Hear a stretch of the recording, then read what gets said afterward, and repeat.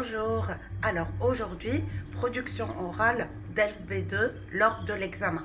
90% des étudiants échouent lors de l'examen de la production orale de DELF B2 ou exactement n'atteignent pas le B2+, qui est de 22 jusqu'à 25 sur 25 pour plusieurs raisons. Surtout, ils ratent leur introduction car ils ne savent pas quoi dire exactement.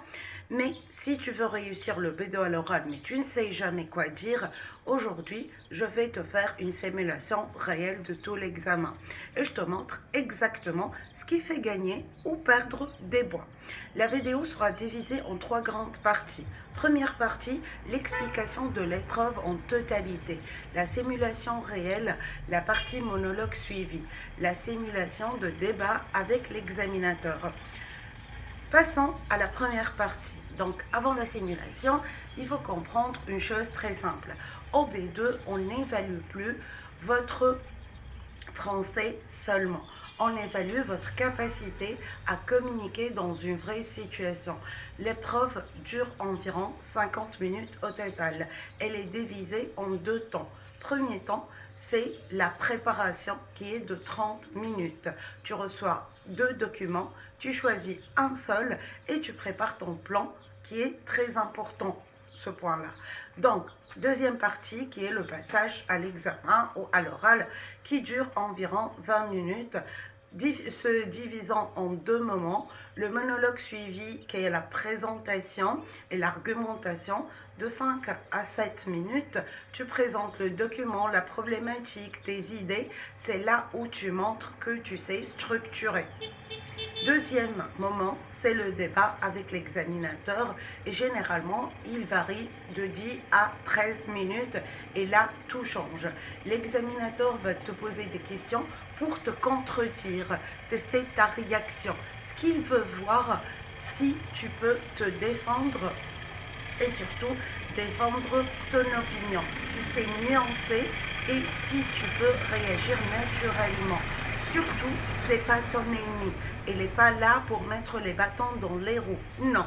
Ce qui est évalué, c'est votre clarté des idées, c'est la richesse du vocabulaire et l'interaction. Surtout, c'est un point très important. La capacité à argumenter et à s'adapter, ce n'est pas un discours parfait. Totalement, non. C'est une conversation intelligente. On commence avec l'exemple de sujet pour la preuve de la production orale. Et vous aurez ici ou bien ici le document déclencheur. J'ai choisi cet exemple pour vous. On le lit ensemble. Peut-on vivre sans télé? 2 à 3% des Français refusent d'avoir la télé chez eux, qui sont chez réfractaire du petit écran. Bertrand Bergier, sociologue, professeur à Nantes et à l'Université catholique de l'Ouest à Aradan, a mené une enquête pour le découvrir. En se lançant à la recherche de ces gens, Bertrand Bergier pensait découvrir une espèce en voie de disparition. En fait, il a trouvé une espèce en voie de développement. Ce sociologue a enquêté auprès de 566 ménages. Il en a tiré les grands types. D'abord, ceux qui refusent la télé parce qu'elle symbolise la perte des valeurs ou parce qu'elle est considérée comme un outil de manipulation politique, souligne-t-il. Ensuite, ceux qui considèrent que la télé est dépassée, ce sont les adeptes de l'Internet de les 25-35 ans. Enfin, les héritiers nés avant 1955 qui n'ont jamais vu chez eux la télé n'ont pas eu envie de s'équiper d'après le télégramme. Comment faire l'introduction? Je vais commencer à mettre les points ici. On va dire intro. On commence. Bonjour, je vais vous présenter un document qui parle d'un sujet assez intéressant. Est-ce qu'on peut vivre sans télévision aujourd'hui? C'est un texte basé sur une enquête réalisée en France qui explique qu'il y a une petite partie des gens, environ 2 à 3%, qui choisissent de ne pas avoir de télé chez eux. Et ce qui est intéressant, c'est que l'auteur montre qu'il y a plusieurs profils.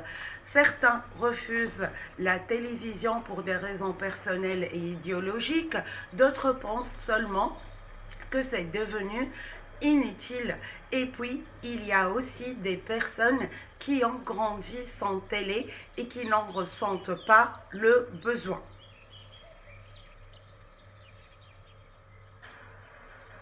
Du coup, ça pose une vraie question. Est-ce que c'est vraiment possible aujourd'hui de vivre sans télévision? Ou bien est-ce que c'est devenu indispensable d'en avoir une et d'en regarder?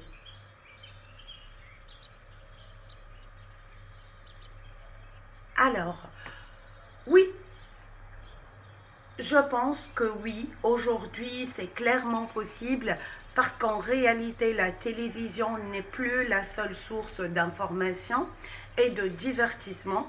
Par exemple, personnellement ou en général autour de moi, beaucoup de gens utilisent Internet, regardent des vidéos en ligne ou suivent l'actualité sur leur téléphone.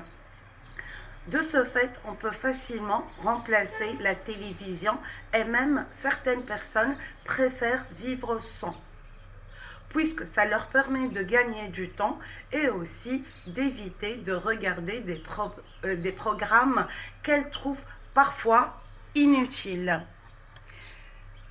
Cependant, en même temps, ce n'est pas si simple. Comme la télévision reste un moyen très accessible, surtout pour certaines personnes, citons par exemple les personnes âgées, et puis il y a aussi le côté social. Quand tout le monde parle d'une émission ou d'un événement, si on ne regarde pas, on peut se sentir un peu à l'écart.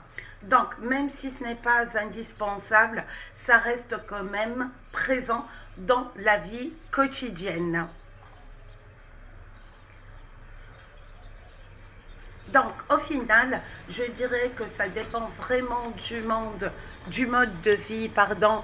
Quelqu'un qui est habitué à utiliser Internet n'aura aucun problème à vivre sans télévision, mais pour d'autres, ça pourrait être plus compliqué.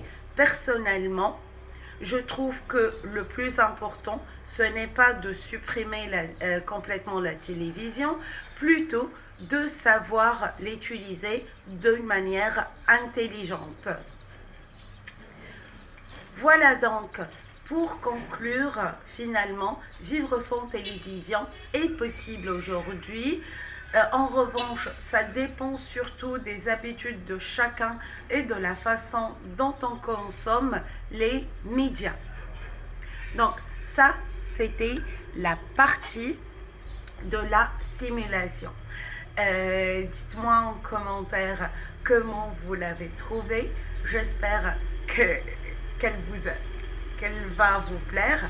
Bien évidemment, essayez de me donner une petite note et on passe à la deuxième partie qui est la simulation, ou la troisième partie finalement, qui est la simulation de débat avec l'examinateur. Passons à la simulation de débat comme à l'examen. Je vais mettre examinateur et après candidat. Donc, une question de l'examinateur. Vous avez expliqué qu'on peut vivre sans télévision. Mais pensez-vous que la télévision reste importante dans la société? Oui, à mon avis, je pense qu'elle reste très importante même, surtout pour certaines catégories de personnes. Citant à titre d'exemple, les personnes âgées utilisent davantage la télévision que les outils numériques. De ce fait, même si elle est moins centrale qu'avant, elle garde un rôle important. Mais aujourd'hui, avec l'Internet, la télévision n'est-elle pas dépassée? Je comprends ce point de vue parfaitement. Néanmoins, je ne suis pas totalement d'accord. Internet est très développé, c'est vrai. Simplement, tout le monde, il n'y a pas accès de la même manière. Donc, la télévision reste un moyen simple et accessible pour s'informer.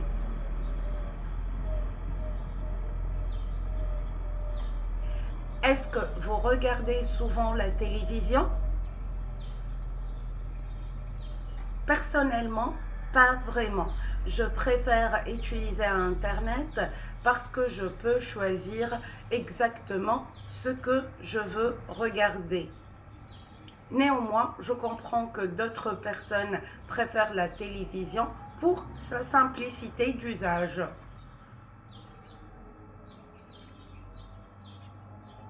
Pensez-vous que la télévision influence les opinions? Oui, parfaitement. Je pense qu'elle peut influencer les opinions, surtout si on ne fait pas attention. C'est pour ça qu'il est important de garder un esprit critique, quel que soit le média utilisé. Donc, selon vous, faut-il limiter la télévision? Je ne dirais pas limiter, mais plutôt apprendre à l'utiliser intelligemment. Le problème n'est pas l'outil, mais la manière dont on l'utilise.